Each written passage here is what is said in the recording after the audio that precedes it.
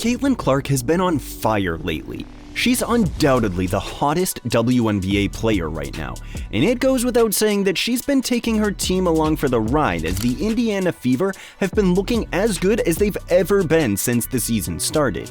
Of course, it's all because of their star rookie, who's been putting up insane numbers since just before the Olympic break. If you look at her overall numbers this season, you wouldn't doubt that she's been elite. Clark has been averaging around 19 points, 5.8 rebounds, and 8.5 assists as a rookie. Those are incredible numbers for any player in the WNBA, regardless of whether they're a rookie or not. Not even seasoned veterans have been putting up the same numbers. But the most surprising part is how she's been playing so well that she's on pace to break numerous records. After putting up 26 points and 12 assists in a win over the Atlanta Dream on September 8th, Clark became the fastest player in the history of the WNBA to reach 300 career assists. And this comes as a surprise to a lot of people who've only seen highlights of Clark making Stephen Curry-like three-pointers. But for anyone who's been following her since college, it isn't a surprise that she's achieved this feat at such a young age. She's always been a great passer, averaging 8.2 assists throughout her 4-year career at Iowa. Clark collected 1,144 career assists in college, earning third place on the list of career assist leaders in women's college basketball. She had more career assists in college than any other active WNBA player who played college basketball. Yes, more than Courtney Vandersloot, arguably the greatest passer in the history of the WNBA. That's why her ability to create plays translated well into the WNBA. She's always been a great passer, and having teammates who could finish her passes made it easier for her to collect those numbers. But the fact that she reached 300 assists in 36 games means that she's on track to become one of the best passers in league history as well. Tisha Penicheiro, one of the best pure point guards ever, previously held the record at 39 games. So with this achievement, Clark has a chance to position herself as a top assist leader faster than both Sue Bird and Courtney Vandersloot, the all-time leaders in career assists. As amazing as this feat may be, there's another part about this accomplishment that stands out. We're talking about the fact that Caitlin Clark is also a scorer. In fact, fans recognize her more for her scoring than her playmaking because she ended her college career as the greatest scorer in NCAA history, both in the men's and women's divisions. And yes, she had more career points than Pistol Pete Maravich. On the other hand, Bird, Vandersloot, and Penicheiro, the top 3 career assist leaders in the WNBA, have always been pass-first guards who were never known for being great scorers. Out of the top 5 career assist leaders, only Diana Taurasi was known for being a great scorer, and the only reason why she's on the list of career assist leaders is the fact that she's been playing for a long time. In Clark's case, she's already proven that she can both score and make plays at the WNBA level at a high rate. And it goes without saying that she's also been scoring a lot of points as a rookie. As the WNBA now follows a 40-game season format, Caitlin Clark is on pace to break the rookie total points record. After scoring 26 in her previous game, she took second place from A'ja Wilson, ensuring that she has a chance to become the all-time league leader in points scored by a rookie. The record is currently being held by Simone Augustus, who scored 744 points as a rookie in 2006. Augustus entered the league as an instant star, averaging 21.9 points, just falling short of Cynthia Cooper's 22.2 points in 1997 when she was a 34-year-old rookie during the WNBA's inaugural season. Not taking anything away from Augustus, because she's one of the greatest WNBA players of all time, and is right up there at the top as one of the best scorers the league has ever seen. But she achieved that record as the only double-digit scorer on the 2006 Minnesota Lynx team, which won only 10 games. She was basically the team's only offense, making it easier for her to set the rookie record for points scored in a season. Augustus also never had to worry about making plays for others because she was never known for her passing abilities, with her career of 2.3 assists per game. On the other hand, Clark has been doing it all for the Indiana Fever. She's not only scoring and making plays, but has also been rebounding at an impressive rate for a guard. You just don't see many guards averaging close to 6 rebounds a game. But Clark has been doing that as a rookie, and the best part is that the numbers she's been putting up have all been translating into wins for the Indiana Fever. Since starting the season 2-9 through the first 11 games, the Indiana Fever have won 17 of their last 25 games. Meanwhile, since the season resumed after the Olympic break, the Fever have only lost 2 of their last 10 games. This allowed the team to jump directly into the playoff picture after critics initially brushed them off as a rebuilding team that was looking to pick up more pieces in the next WNBA draft. But this team has been winning due to a lot of different factors. Aaliyah Boston has been stepping things up as of late as Caitlin Clark's partner in the pick and roll and as the team's secondary playmaker. Kelsey Mitchell has been incredibly potent from the three-point line now that she only has to focus on finding her spots and sniping it from the outside. Lexi Hull has also been a surprising revelation with the way she's been shooting the three-pointer and how she's still playing elite defense. But everything starts from Clark's ability to generate offense from the top as an elite shot creator off the dribble. When you can pull up from anywhere beyond the three-point line like Steph Curry, you're gonna attract a ton of attention from the defense. That's where the magic happens for the Fever. Clark can break defenders from the top either by shooting right in their faces or by blowing past them. That's why she attracts multiple defenders as soon as she passes the half-court mark. The Fever basically plays off of the attention Clark has been getting. If you look at Boston's assists, they're mostly generated off of a secondary pass whenever she gets the ball from Clark.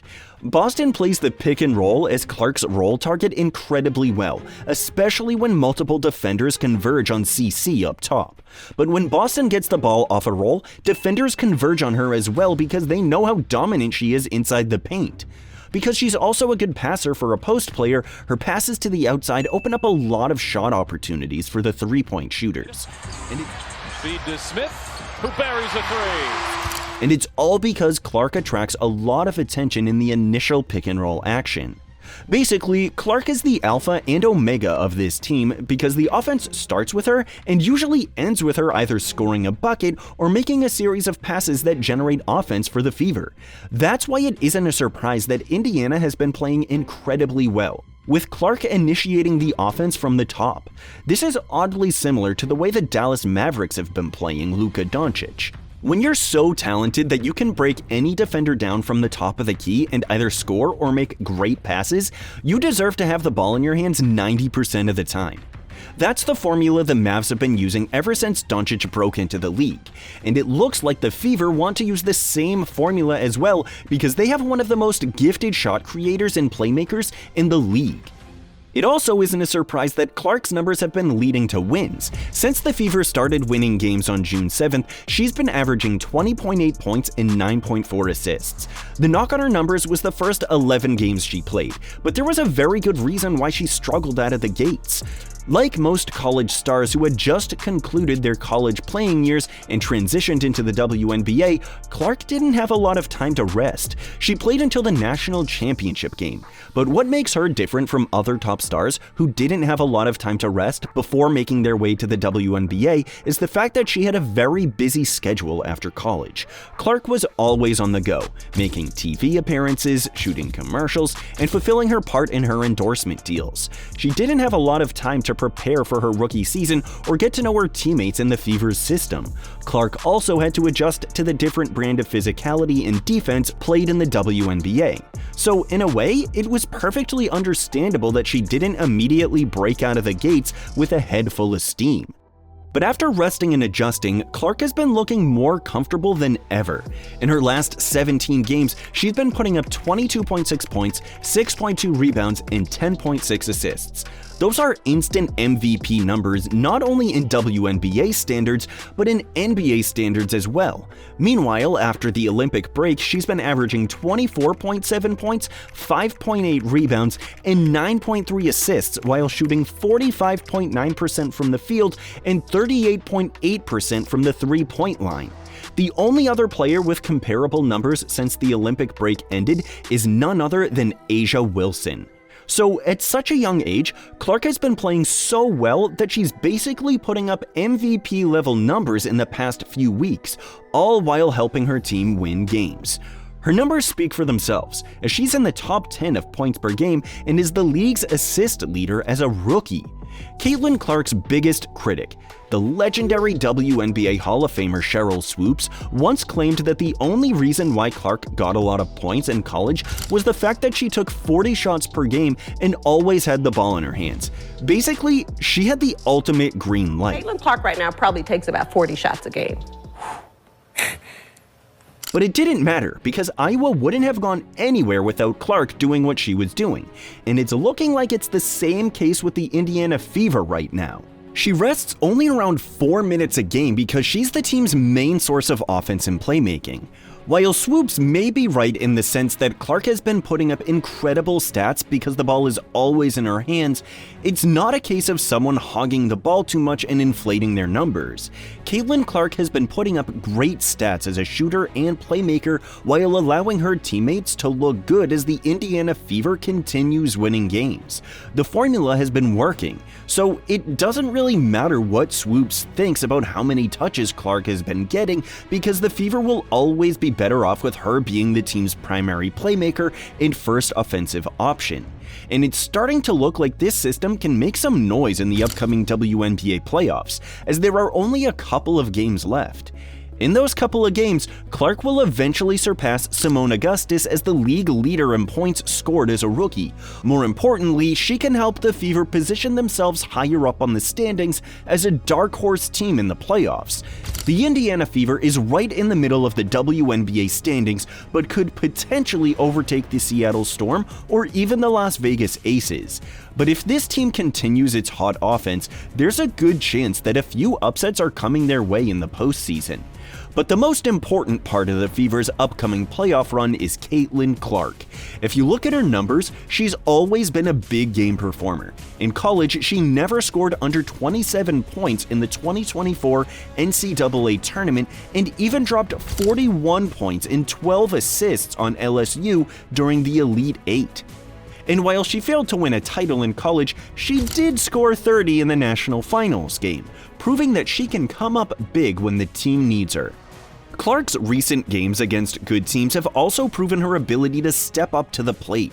She had 23 points and 9 assists against the Seattle Storm on August 18th. She had 23 points and 8 assists in a loss to the Minnesota Lynx a game later.